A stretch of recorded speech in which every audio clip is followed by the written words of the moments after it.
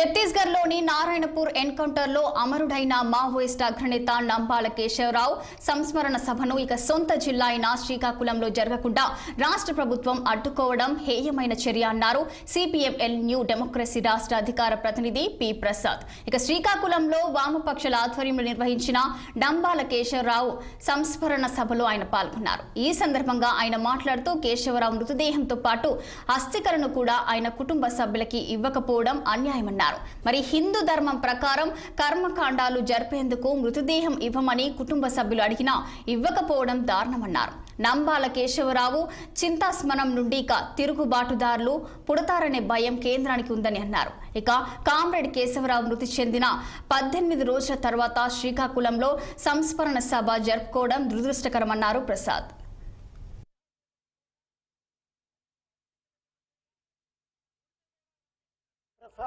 CPML new democracy AP రాష్ట్ర అధికార ప్రతినిధి. Nambala Keshavarao CPML Maoist party కేంద్ర కమిటీ కార్యదర్శి. ఆయన సొంత జిల్లా శ్రీకాకుళం జిల్లాలో ఇంతవరకు ఒక సంస్మరణ సభ పెట్టకుండా ఆపించింది. అంటే మృతదేహాన్ని ఇవ్వకపోగా, కనీసం అస్థికలు ఇవ్వకపోగా, బూడిద కూడా రానివ్వకపోగా, చివరికి సంస్మరణ సభలు కూడా జరుపుకోకుండా 18 రోజులు ఆపగలిగింది చంద్రబాబు నాయుడు ప్రభుత్వం. ఇది చాలా దుర్మార్గమైంది, అన్యాయమైంది. మోడీ ప్రభుత్వం ఫాసిస్ట్ ప్రభుత్వంగా చేసిందంటే వేరు, కానీ ఇవాళ చంద్రబాబు నాయుడు ప్రభుత్వం కూడా బూడిద ఇవ్వకుండా చేసిన విధానం సరైనది కాదు. మేము వ్యతిరేకిస్తున్నాం.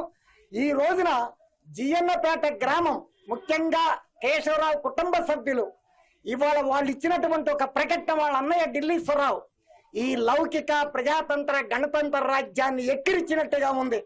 మమ్మల్ని మా తమ్ముడు మరణిస్తే మా ఊరు వచ్చి మా మృతదేహాన్ని రానివ్వకపోగా, మేము కమ్యూనిస్టులం కాదు, మేము చివరికి లౌకికవాదులం కూడా కాదు, మేము పక్కా హిందూవాదులం, హిందూ మత ధర్మ సాంప్రదాయం ప్రకారంగా, మా తమ్ముడు రాజకీయాల ప్రకారం కాకుండా మా కుటుంబ ధర్మం ప్రకారం, హిందూ ధర్మం ప్రకారం మృతదేహాన్ని ఇమ్మన్నా ఇవ్వకపోగా, అస్థికలు ఇవ్వకపోగా, బూడిద ఇవ్వకపోగా, చివరికి మేము ఆయన ఫోటోని పెట్టుకొని, ఎప్పుడో ఇంజనీరింగ్ కాలేజీలో చదివిన నాటి ఫోటోని పెట్టుకొని, 45 ఏళ్ళు ఆయన ముఖం బాగుది లేదు, ఆయన ఫోటోని పెట్టుకొని పెద్ద కర్మ హిందూ ధర్మాచారం ప్రకారం జరుపుతుంటే దానికి కూడా ఊళ్ళోకి విలేకరులని రానివ్వకుండా, మీరు ఎవరిని ఆహ్వానించొద్దని చెప్పి, ఫ్రెండ్స్ని కూడా ఆహ్వానించొద్దు, కేవలం రక్త సంబంధీకులు మాత్రమే అని చెప్పి మమ్మల్ని ఆంక్షలు విధించి మా కుటుంబాన్ని బాహ్య సమాజం నుంచి ఒక దుర్భరమైన, ఒక దుఃఖపూరితమైన పరిస్థితిలో మమ్మల్ని ఏకాంతం చేసింది ఈ